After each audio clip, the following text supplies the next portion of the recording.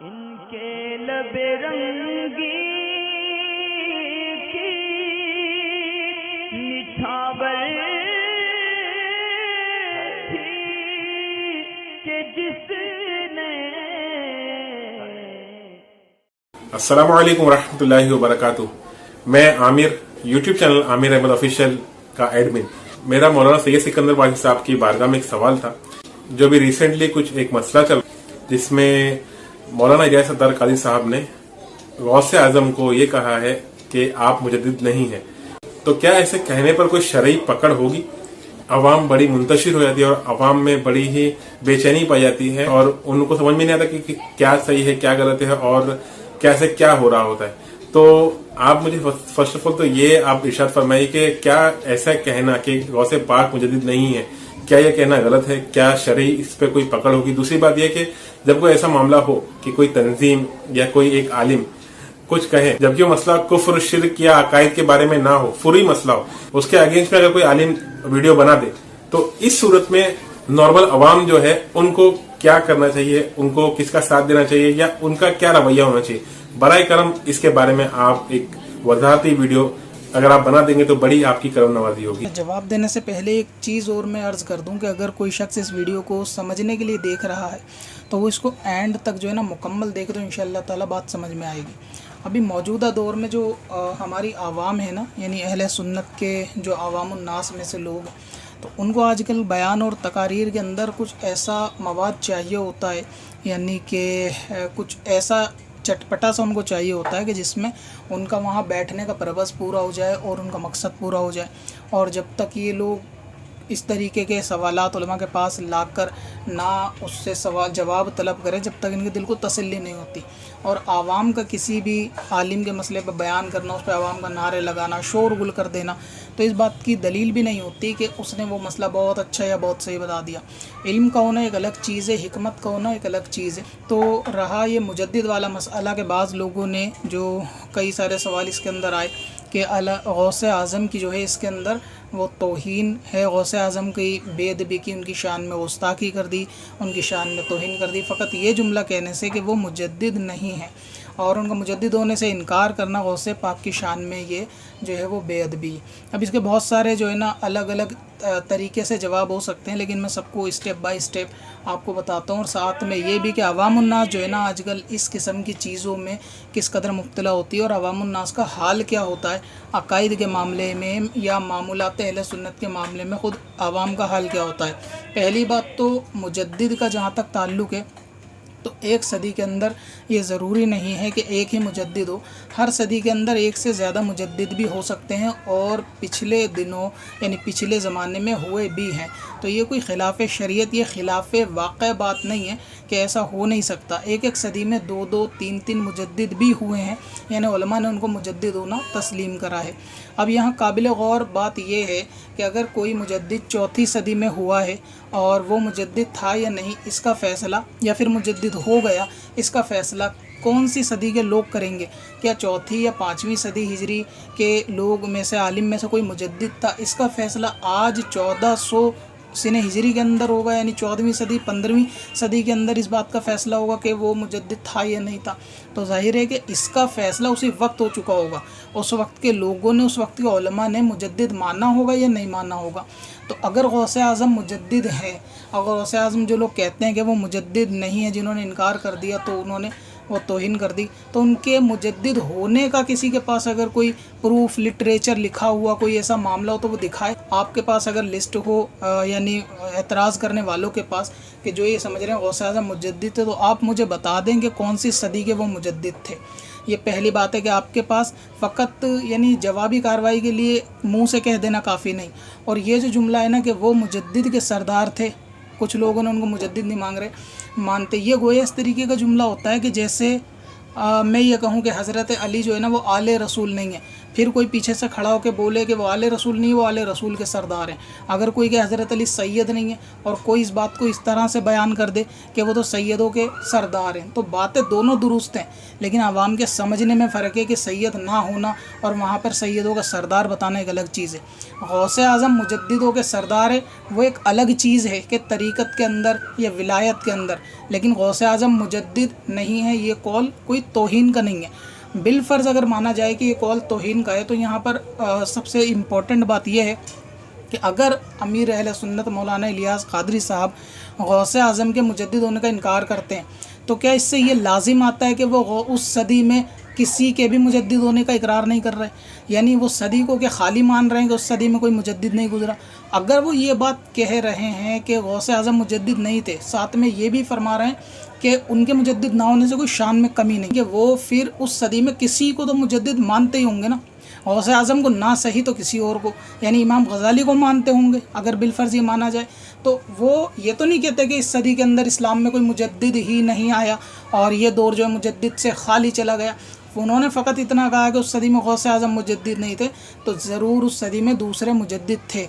دوسری بات یہ ہے کہ اگر کوئی شخص کسی ایک کو مجدد مانتا ہے تو اس سے یہ چیز لازم آتی ہے کہ وہ اس دور کے علماء کو باقیوں کو مجدد نہیں مانتا، تو کیا کسی کا ایک شخص کو، ایک عالم کو مجدد کہنا باقی سارے مجددوں کی نفی یا توہین ہو جاتی ہے؟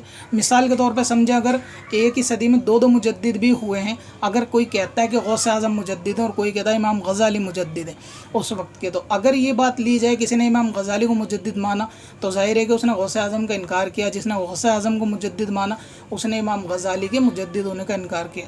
تو جب ایک صدی میں 2-3 مجدد ہوتے ہیں اور کوئی یعنی علماء جب فیصلہ کرتے ہیں کہ کسی ایک کو مجدد کا انتخاب کرتے ہیں تو ایک کا انتخاب باقی 2 کی نفی کر رہا ہوتا ہے، اور یہ باقی 2 کی نفی کے ان کی توہین ہو رہی ہوتی ہے، یعنی یہ ان کی شان میں گستاخی ہو رہی ہوتی ہے۔ کوئی بھی ایسی بات ہو جائے جو سمجھ سے باہر ہو، مطلب کوئی کہتے ہیں حضرت علی سید نہیں، وہ تو سیدوں کے سردار ہو، عوام کا کیا کام ہوگا؟ نعرہ تکبیر، نعرہ غوث کا دامن نہیں چھوڑیں گے، ہو گیا کام۔ تو عوام کا تو یہ کام ہے، ان کو پتہ ہی کیا ہے ان کے سامنے اس طریقے کی بات کرنا کہ جو آلریڈی ڈبل میننگ بات ہو۔ آپ کو مسئلہ یعنی جو بھی ہو اس کو مسئلہ بالکل واضح طور سے سمجھانا چاہیے کہ بھائی بات ایسی ہے، 2 بھی ہو سکتے ہیں، 3 بھی ہو سکتے ہیں۔ اگر کوئی غوث اعظم کو مجدد نہیں مانگ رہا تو ہو سکتا ہے وہ کسی اور کو مانتا اس صدی میں، تو اگر غوث اعظم کا انکار ہو رہا ہے تو کسی کا اقرار بھی ہو رہا ہوگا وہاں پہ۔ تو یہ چیز دیکھنی چاہیے کہ جب 2 یا 3 مجدد ہوتے ہیں، کوئی کسی کو مجدد مان لے تو اس میں کوئی بھی خلاف واقع، خلاف شرع، کوئی توہین والی بات بالکل نہیں ہوتی۔ یہ جو ہے نا پہلا پوائنٹ ہے جس کو لوگوں کو سمجھنا چاہیے۔ اسی گفتگو کے اندر آگے بڑھتے ہوئے میں ایک چیز اور واضح کر دوں کہ پہلی صدی ہجری کے اندر جو مجدد تسلیم کیا وہ عالم اسلام کے اول مجدد جو ہیں وہ عمر بن عبدالعزیز رحمۃ اللہ تعالیٰ علیہ، اور یہ بات اسلام یا شریعت سے یا علماء سے جڑا ہوا ہر وہ شخص جانتا ہے جو کہیں نہ کہیں علم سے جڑا ہوا ہے یا علماء کی صحبت میں اٹھتا بیٹھتا ہے۔ ہر وہ شخص جانتا ہے کہ عمر بن عبدالعزیز پہلی صدی کے مجدد ہیں، کیونکہ مجدد یعنی ایک صدی کے آخر میں اور دوسری صدی کے شروع میں اس کا دور جو ہے نا وہ پایا جاتا ہے۔ تو اس اعتبار سے سب کا اس پہ اتفاق ہے کہ بھئی پہلی صدی ہجری کے مجدد جو ہیں وہ عمر بن عبدالعزیز ہے۔ اب میرا سوال یہ ہے، کیا اس صدی میں امام اعظم ابو حنیفہ مجدد تھے یا نہیں تھے؟ اور امام اعظم کا دور بھی وہی دور ہے جو عمر بن عبدالعزیز رحمۃ اللہ تعالیٰ کا۔ تو عمر بن عبدالعزیز کو مجدد ماننے والے کیا غوث امام اعظم کی توہین کرنے والے ہوئے؟ اگر ہوئے تو کون کون ہوئے؟ ان کی فہرست ہونی چاہیے کہ کتنے لوگ توہین کر رہے ہیں، کتنے لوگوں نے گستاخی کر دی، اور خود جو لوگ اس پہ اعتراض کر رہے ہیں کہ غوث اعظم کا مجدد ہونے کا انکار کر دیا، میں یہ پوچھتا ہوں کہ عمر بن عبدالعزیز کو مجدد بتاتے وقت امام اعظم کے مجدد ہونے کا انکار ہے یا نہیں ہے، یا امام اعظم مجدد تھے یا نہیں تھے؟ اچھا، اب اس پہ کوئی اعتراض کر سکتا ہے کہ وہ تو مجتہد تھے، ان کا تو ایک الگ مسلک تھا، پورا تھا، تو ان کے مجدد ہونے کی کیا ضرورت، وہ تو پورے مسلک تھے۔ تو ان لوگوں کے اعتراض کا میں جواب دے دوں کہ امام شافعی بھی مجدد تھے اور امام شافعی جو ہے وہ مجتہد بھی تھے۔ تو دوسری سنہ ہجری کے جو مجدد ہیں وہ امام شافعی ہیں۔ جب کوئی مجتہد اپنا جو اجتہاد کے قابل ہو وہ مجدد بھی ہو سکتا ہے، تو یہ نہیں کہہ سکتا کہ امام اعظم کیونکہ مجتہد ہیں تو مجدد نہیں ہو سکتے، یہ کوئی رول نہیں ہے کہ مجتہد مجدد نہیں ہوگا۔ اگر ایسا ہوتا तो फिर इमाम शाफी मुजद्दिद नहीं होते। यानी ये एतराज़ बिल्कुल सिरे से खारिज है कि मुजतहिद नहीं हो सकता। और अगर मुजतहिद हो सकता है, इमाम शाफी मुजद्दिद हुए हैं दूसरी सदी के, तो फिर पहली सदी के इमाम आज़म मुजद्दिद क्यों नहीं हुए? अगर हुए हैं तो किस किस ने उनको मुजद्दिद माना है? आप एक दफ़ा उनके अकाबिर उलमा में से उनके नाम गिनाएं कि फ़लाँ शख्स ने इमाम आज़म को मुजद्दिद माना। और अगर किसी ने इमाम हज़रत उमर बिन अब्दुल अज़ीज़ को मुजद्दिद माना, तो क्या उनके मुजद्दिद मानने का ये मतलब हो जाएगा कि इमाम आज़म की तौहीन कर दी कि भाई वो भी तो इल्म के पहाड़ है? आप गौसे आज़म की बात कर रहे हैं, मैं इमाम आज़म अबू हनीफ़ा की बात कर रहा हूँ। आप उलमा से जाके एक दफ़ा मालूम करें कि दोनों के रुतबे में, मर्तबे में किसका मुकाम आला है, गौसे आज़म और इमाम आज़म में। तब आपको मालूम चलेगा कि जो चीज़ आप हुज़ूर गौसे पाक के लिए ये तौहीन वाला और गुस्ताखी वाला जुमला बयान फरमा रहे हैं ना, वैसा जुमला फिर लाजिम आएगा इमाम आज़म अबू हनीफ़ा के लिए। तो ये कोई शर्त नहीं होती कि कोई शख्स अगर किसी को मुजद्दिद मान ले तो बाकियों का इनकार है, वरना तो सारे तौहीन के मुर्तकिब हो जाएंगे। क्योंकि हर सदी में किसी एक को ही तो मानना है ना मुजद्दिद, और एक को मानना, और लिस्ट में 4 हैं तो 3 को तो वैसे ही खारिज कर दिया, तो ये खारिज कर देना तौहीन हो गया। क्योंकि ज़ाहिर है कि उस सदी के कई उलमा इस पाए के होंगे, उस लेवल के होंगे कि जो मुजद्दिद के दौर में करीब पहुँचते होंगे। इसीलिए तो इंतखाब में 2-2, 3-3 का चयन होता है कि भाई ये भी, इनका कारनामा भी उस सदी में अच्छा था, बातिल को मिटाने वाला, सुन्नत को जिलाने वाला था, इनको मुजद्दिद माना जाए, इनको माना जाए। जब 2-2, 3-3 को मान लिया जाता है तो इसका मतलब आप किसी एक के ऊपर अगर इत्तेफाक करेंगे तो बाकी 3 को आप लोग इनकार करेंगे। तो किसी का मुजद्दिद होना इनकार करना गोया तौहीन हो गया। इसी तरह और गालिबन 11वीं सदी हिजरी के अंदर इमाम रब्बानी यानी मुजद्दिद अल्फ़ सानी रहमतुल्लाह ताला अलैह को मुजद्दिद कहा गया। और ये नाम इतना कॉमन है कि उनके नाम के साथ जो है ना लक़ब मुजद्दिद का भी जोड़ा गया, और इसको बच्चा जानता है कि इमाम रब्बानी जो है वो एक अपने वक्त के मुजद्दिद रहे हैं। लेकिन उसी वक्त के अंदर शेख अब्दुल हक मुहद्दिस देहलवी रहमतुल्लाह ताला अलैह भी हुए हैं, और बाज़ ने उनको भी मुजद्दिद माना है। अब आप मुझे बताएं, अगर कोई, यानी आप खुद इमाम रब्बानी को अगर मुजद्दिद मान रहा है तो क्या वो शेख अब्दुल हक मुहद्दिस देहलवी की ताज़ीम की नफ़ी कर रहा है? क्या उससे इनकी तौहीन लाजिम आ रही है? तो एक को मुजद्दिद का इंतखाब करना दूसरे की कोई तौहीन नहीं होती। ठीक है, ये बात हुई कि एक सदी में 2-2, 3-3 भी हुए हैं, जिस तरह बहुत से मामलों में इख्तलाफ हुआ है।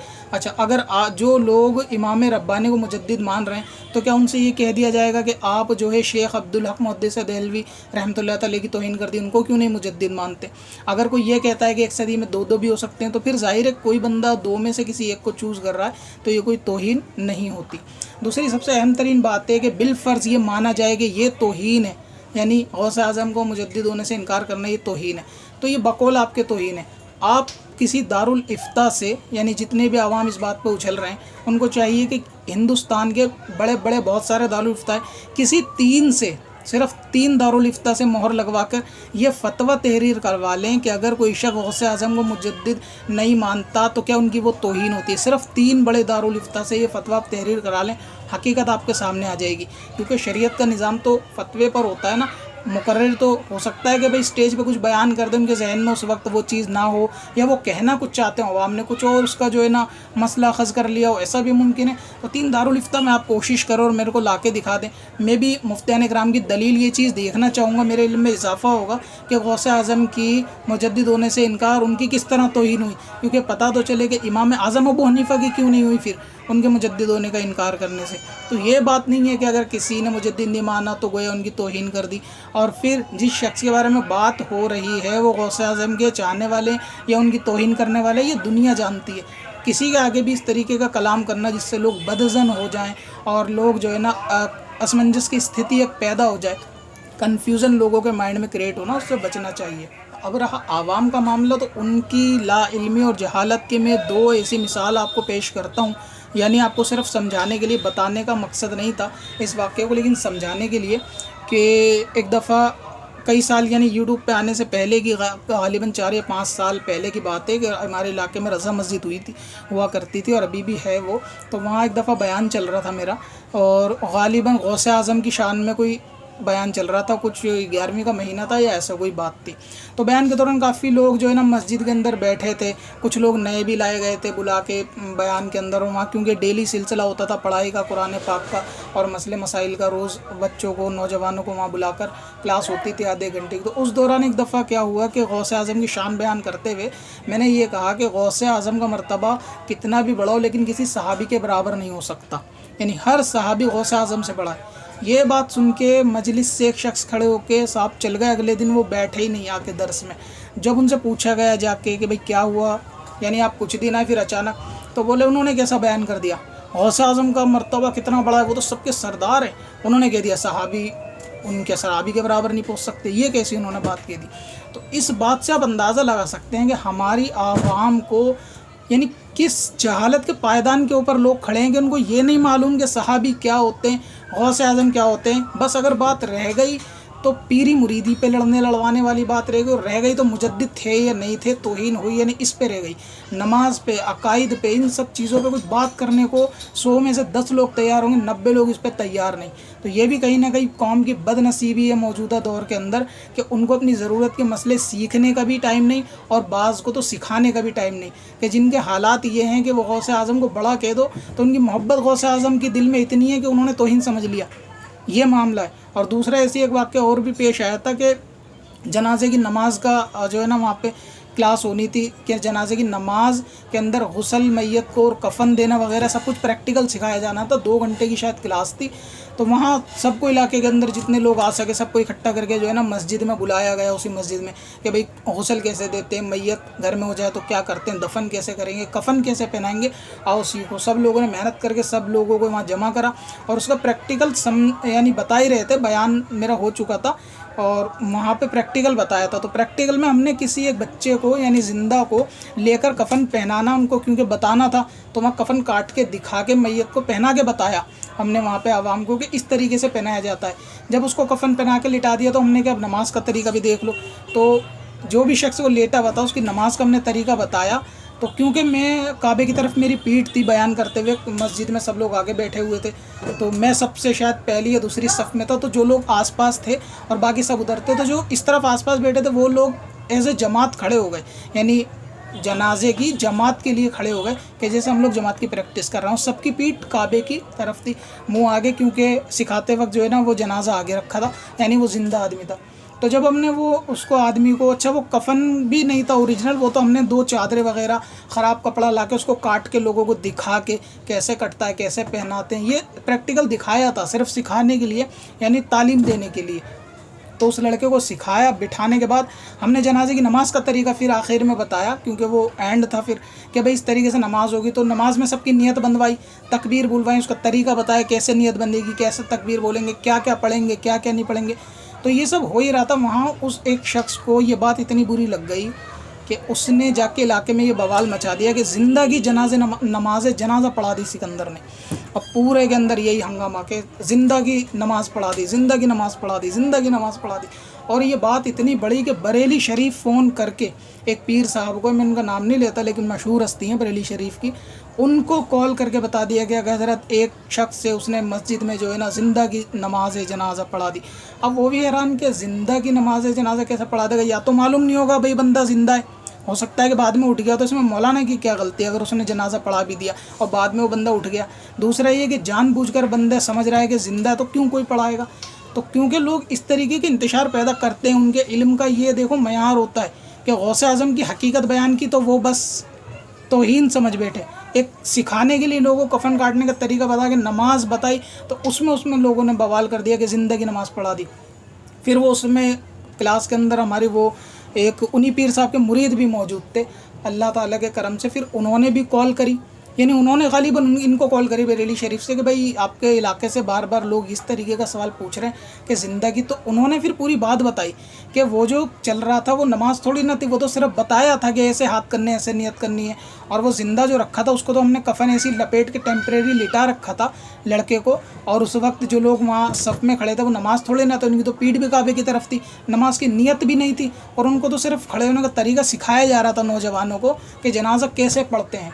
بولے یہ معاملہ تھا، لیکن وہ انہوں نے بتایا کہ مجھے تو ایسا بیان کر رہے ہیں لوگ کال کر کے کہ وہ زندگی نماز جنازہ پڑھے. تو عوام الناس کا نا یہ دو مثالیں فقط سمجھنے کے لیے اتنی ہے کہ ہر شخص اہل علم پہ جب کوئی شخص سوال لاتا ہے نا تو اس کے سوال کی ہمیشہ تحقیق کرنی چاہیے. آج کل کے ٹائم میں اپنا پیر دوسرے کا پیر ہمیشہ حاسد نظر آتا ہے، یہ معاملہ بہت چل رہا ہے. تو ایک بار تحقیق کرنی چاہیے کہ سامنے والا جو چیز پیش کر رہا ہے حقیقت ایسی ہے بھی نہیں. تو ہماری عوام کو تو آج کل یہی چاہیے، سیکھنے سکھانے کا جذبہ لوگوں کے اندر کم ہے، اور جو لوگ اس کام میں آگے بڑھتے ہیں نا تو ان کی حوصلہ شکنی کی جاتی ہے اچھی اچھی باتیں اور دلیلیں دے کے. یوٹیوب کا مولوی ہے، یوٹیوب کا مولوی 4 کتابیں پڑھ کے، آج کل اردو میں لوگ 4 کتابیں پڑھ کے یوٹیوب پہ آ گئے دین سکھانے. وہ یعنی ان کا کبھی حوصلہ آپ کو بڑھاتے ہوئے لوگ کم ملیں گے، ان کا حوصلہ پست کرتے ہوئے زیادہ ملیں گے. یہ بھی مطلب ایک لا علمی والی بات ہے کہ 4 کتابیں جس نے پڑھی ہیں اللہ کے کرم سے وہ اس سے لاکھ گنا بہتر ہوگا جس نے ایک بھی نہیں پڑھی. یعنی 4 پڑھنے والا 3 سے تو اچھا ہے نا. تو اگر اس نے 4 پڑھ کر اگر وہ لوگوں کو بتا رہا تو اس میں کیا غلط کر رہا ہے؟ اگر اس نے 4 بھی پڑھی تو وضو تو سیکھا ہوگا نا. حدیث تو کہتی ہے ایک آیت سیکھو تم دوسروں کو سکھا دو. یہ قاعدہ ہے کہ ہم ٹھیکیدار ہیں، بس جو ہم سکھائیں گے وہ صحیح ہے. اگر کوئی عوام کے چھوٹے چھوٹے مسئلے حل کر رہا ہے کہ جس کی وجہ سے وہ بد مذہب کے چینل دیکھتے تھے یا بد مذہب کی طرف جاتے تھے، تو اس کو اس بات کا تانا کہ 4 کتابیں پڑھ کے لوگ یوٹیوب پہ بیٹھ جاتے ہیں، لوگ مولوی بن جاتے ہیں. تو یوٹیوب کا ہر مولوی جاہل نہیں ہوتا. تو اس طریقے سے عوام کے اندر انتشار پیدا اہل سنت میں نہیں کیا جاتا. اور ایسے اگر کوئی مجدد کا انکار کر رہا ہے تو غوث کی توہین کرنے والا وہ شخص جب ہوگا جب کوئی شخص غیر معروف ہو. تو ہم کہہ بھی سکتے ہیں کہ بھائی زید نے توہین کر دی. مولانا الیاس قادری صاحب اگر کوئی یہ آنکھیں بند کر کے بھی بولے کہ وہ غوث کی توہین کریں گے، وہاں بھی نہیں ماننے کا، یعنی اپنے تو ماننے کی دور کی بات ہے، غیر مقلد نہیں مانے گا کہ انہوں نے غوث اعظم کی توہین کر دی. تو اسی لیے اس طریقے کا انتشار کی جو بات وجود میں نہیں ہوتی نا وہ لوگوں کے ذہن میں گھولی جاتی ہے. اب میں بس یہ کہنا چاہتا ہوں کہ امام اعظم کے بارے میں ان لوگوں کا کیا خیال ہے، مجدد ہونے نہ ہونے پہ ان کی توہین ہے یا نہیں ہے. دوسرا یہ کوئی ایسے دارالفتہ 3 جس سے یہ فتویٰ تحریر ہو کر آ جائے کہ امام غوث اعظم کو مجدد نہ ماننا اور یہ کہنا کہ غوث اعظم مجدد نہیں ہے اور اس میں ان کی کوئی توہین بھی نہیں ہے، کیا یہ بے ادبی ہے؟ کیا یہ خلاف شان بات ہے؟ اگر ہے تو مفتیان کرام سے اس پہ فتویٰ آنا چاہیے، کیوں نہیں آتا؟ اور اگر واقعی یہ حق ہے کہ نہیں یہ کوئی توہین نہیں ہے تو جو لوگ ذرا سی بات پہ دعوت اسلامی کے کھڑے ہو جاتے ہیں نا تو پھر ان کو حق تو بولنا چاہیے نا آ کر کے بھائی یہ توہین نہیں ہے. آج بعض لوگ خاموش ہیں، خاموشی کی کیا وجہ ہے؟ اگر واقعی غوث اعظم کی توہین ہے تو آپ اس کے اوپر سوال کا جواب دو کہ بھئی یہ توہین ہے، واقعی غلط کرو. توہین نہیں ہے تو جو لوگ توہین سمجھ رہے ہیں ان کو جواب دو کہ بھئی اختلاف اپنی جگہ ہوتا ہے کسی بھی چیز کا، لیکن یہ تھوڑی نہ ہر بندے کی بات کا رد کر دیں گے، اس کے منہ سے کچھ بھی نکلے معاذ اللہ اگر وہ خدا ایک کہہ دے تو اس کے بھی خلاف کھڑے ہو جائیں گے. کیونکہ الیاس قادری نے کہا خدا ایک ہے، لہٰذا اس کے تو خلاف بولنا ہے. تو یہ لوگوں کی جو ہے نا ذہنیت اتنی گندی ہے ہمارے اندر بعض لوگوں کی کہ ان کا بالکل ہی لڑنے مرنے کو صرف یہ کہ اپنی پیری مریدی میں ہی جو ہے نا لڑنے مرنے کو لوگ جو ہے نا تیار ہیں آپس کے اندر. ابھی آپ دیکھیں ایسا ہی دور چل رہا ہے. ایک مولانا صاحب تھے 11ویں شریف کی کہیں پہ نیاز تھی، وہاں جانا میرا بھی ہوا. مولانا صاحب آئے 11ویں شریف کی، وہ بندہ نیاز کرا رہا، پکا سنی کٹر بریلوی ہے نا، تبھی تو 11ویں کرا رہا ہے. مولانا صاحب نے وہاں بیان دیا، وہاں بیان میں رد وہابیت، یعنی دیوبندی وہابی بریلوی وہابی بریلوی. میں سر پکڑ کے بیٹھ گیا، میں نے کہا اللہ یہ بندہ جو خود غوث اعظم کی نیاز کرا رہا ہے اس کو سمجھانے کی کیا ضرورت ہے کہ ہم بریلوی حق پر ہے اور دیوبندی ایسا ہے ویسا ہے. وہ اس کے نیاز کرانا اس بات کی یعنی دلیل ہے کہ وہ بندہ خود بریلوی ہے. تو جس کے عقیدے بالکل درست ہیں، جس کو مسلک کا بالکل صحیح پتہ ہے، جو اعلیٰ حضرت کے صحیح مسلک پر صحیح عقیدوں پر ہے، اس پر بھی جا کے دیوبندی بریلوی وہاں سکھانے کی کیا ضرورت؟ یعنی بڑوں نے کہا ہے نا کہ جہاں تلوار کام نہیں کرتی وہاں سوئی کام آتی ہے. تو اس لیے کبھی موقع محل ہوتا ہے، ٹھیک ہے، رد وہابیت ہو یا کسی کا بھی رد ہو، ایک موقع محل ہوتا ہے، اس وقت آدمی کرے تو ٹھیک. لیکن تم جس کے گھر میں میلاد پڑھنے گئے ہو وہ تو خود بخود حضور کی میلاد کا قائل ہے. جس کا تم نیاز دینے گئے ہو وہ تو خود 11ویں شریف کا قائل ہے، وہ تبھی تو یہ چیز کر رہا ہے نیاز فاتحہ، اور تم وہاں پہ رد وہابیت. جو لوگ قائل نہیں ہیں، وہابیت کی طرف جا چکے ہیں، یہ تو ان کو سمجھایا جائے گا نا دلیل دے کے کہ وہابی حق پہ نہیں ہے، غوث اعظم کا مرتبہ بڑھائے. تو 2-3 کام ہی زیادہ تر جو ہے نا آج کل ہوتے ہیں، یا تو بس ولیوں کی شان کے اندر ہی بیان ہوتے رہیں گے، سالوں گزر جائیں گے، سارے جلسے ساری میٹنگ اولیاء کی شان میں، یا پھر دوسرا یہ ہوگا رد وہابیت ہوگا. یعنی اسلام کا دار و مدار بس ان 2 پہ ٹکا ہوا ہے، اولیاء کی شان اور رد وہابیت.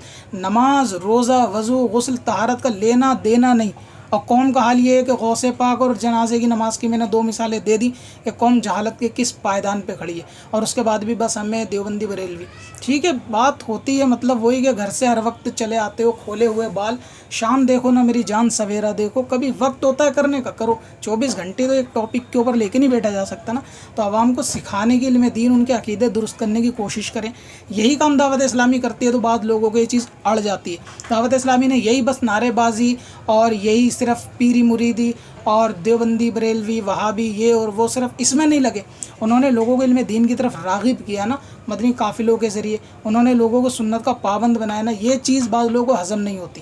ہاں اگر وہ بھی یہی کرتے کہ اسٹیج پہ چڑھ کے بس نعرے نعرے نعرے نعرے لگوا دیتے ہو جاتی چھٹی، تو بات ختم، تو وہ صحیح مسلک کے ہو جاتے۔ اختلاف رکھنے میں حرج نہیں ہے، اختلاف اپنی جگہ، لیکن اختلاف کی سیما کو اتنا کراس کر کے کہ وہ حسد میں تبدیل ہو جائے، یہ اچھی بات نہیں ہے۔ خود سوچنا چاہیے کہ حسد جو ہے وہ نیکیوں کو کھا جاتا ہے، تو اپنی آخرت کسی ایک شخص کے لیے بیکار میں برباد کرنا یہ کوئی درست نہیں ہے۔ عوام کو بھی سمجھانا چاہیے کہ بھائی چھوڑ دو، ایک اختلاف ہوگا چھوڑو، آپ کا دوسرا کام نہیں ہے کیا کرنے والا؟ ایک دعوت اسلامی کو چھوڑ کے دوسرے بھی 100 کام ہیں، دوسرے آپ عوام کو سکھاؤ علم دین، تو اس کو پتہ چلے گا لوگوں کو کہ مجدد ہوتا نہیں ہوتا۔ اچھا اہم ترین بات، مجدد ہونے کا مسئلہ نہ تو عقائد میں سے ہے، نہ تو ضروریات دین میں سے ہے، نہ اس کے بارے میں سوال قبر میں ہونا، نہ اس کے بارے میں آخرت میں کوئی سوال ہونا، نہ اس کا تعلق کوئی نماز سے، نہ اس کا کسی فرضیات سے، لیکن اس مسئلے پہ بحث ہو رہی ہے کہ وہ غوث اعظم مجدد تھے یا نہیں تھے۔ اگر آپ اندازہ لگا سکتے ہو قوم کا کہ کس مسئلے پہ جس کا کوئی سر نہ پیر، اور بس اس پہ بحث ہو رہی ہے کہ یہ مطلب قبر میں مرتے اس سے پوچھیں گے غوث اعظم مجدد تھے یا ہمیں 14 مجدد کے نام بتاؤ، اس سے فرشتے جاتے لسٹ تو پوچھیں گے مجدد تھے، تو اس مسئلے پہ بحث کرنا بالکل بیکار ہے۔ یعنی غیر ضروری سوال جو ہوتے ہیں نا بے سر پیر کے، اس پہ کبھی لڑنا نہیں چاہیے۔ آپ کو ہمیشہ دیکھنا چاہیے آپ کا نفع اور فائدہ کس چیز میں، آپ کے فرائض پورے ہیں، فرائض کے اندر ہر چیز آتی ہے، نماز ہی نہیں آتی، نماز جس پہ حج ہو، زکوٰۃ ہو، روزہ ہو، اس کے مسائل آپ سیکھیں، جب آپ سیکھنے سکھانے میں لگیں گے نا تو آپ پہ ان فالتو باتوں کو ٹائم نہیں لگے گا۔ یہ جو سیکھنے چلانے والے ہیں نا، یہ عوام الناس میں سے صرف وہی لوگ ہیں کہ جن کو علم دین سے کوئی واسطہ ہی نہیں ہے، دور سے دور، پورے دن یوٹیوب کے اوپر ویڈیو دیکھنے میں ٹائم گزرتا ہے، بعض کے ریموٹ میں ہاتھ میں لے کے ٹی وی دیکھنے میں، گلی محلے میں گھومنے میں، لیکن بس یہ جب ایسے مسئلے آتے ہیں نا کہ جہاں آپس میں سنیت میں انتشار ہو تو اس کو ہوا دی جاتی ہے، ایک کے بعد دوسرے چینلوں پہ اپلوڈ ہوتی ہیں، ایک کے بعد دوسرے، ایک دوسرے کی کمنٹ میں غیبت برائی، یہ سب معاملات چلتے ہیں۔ اللہ تعالیٰ عقل سلیم دے، بات جو ہے وہ بڑی ہوگی لیکن اس کے اندر کوئی بات غالباً ایسی نہیں ہے کہ کوئی تعجب سے بالکل پرے ہو۔ جو میں نے حقیقت بیان کی، عوام کا جو خیال ہے یا عوام کی جو حقیقت ہے واقعی ایسی ہے، اور مجدد ہونا نہ ہونا اس پہ کوئی اسلام کی بنیاد ٹکی بھی نہیں ہے کسی آدمی کے کہ مجدد کا پتہ ہوگا تبھی مسلمان ہوگا، نہیں پتہ، خبر بھی نہیں ہے لوگوں کو کون سے 14 مجدد ہیں، کس کو نام پتہ ہے، کسی کو نہیں، تو کیا کوئی خرابی آ گئی نام نہ پتہ ہونے سے؟ کوئی اعمال میں فساد پیدا ہو گیا ان لوگوں کے؟ عقیدہ درست ہے، ٹھیک ہے، نماز سیکھیں، وضو سیکھیں، اور لوگوں کو سکھائیں، جو لوگ ود مذہب ہو رہے ہیں، وہابی ہو رہے ہیں، ان کو لے کر آئیں نا اہل سنت کے اندر، آپس میں فوٹ ڈال رہے ہیں پیری مریدی اور حلوے نعرے اور ان سب چیزوں کے اندر بس لگے ہوئے، غوث کا دامن نہیں چھوڑیں گے، وہ لوگ نہیں چھوڑیں گے جنہوں نے کبھی دیکھا تک نہیں غوث کا دامن، وہ نہیں چھوڑیں گے، جن کو سیرت کا نہیں پتہ غوث اعظم کا، وہی لوگ نعرے لگاتے ہیں آج کل غوث کا دامن نہیں چھوڑیں۔ پتھر میں حسن والے پرن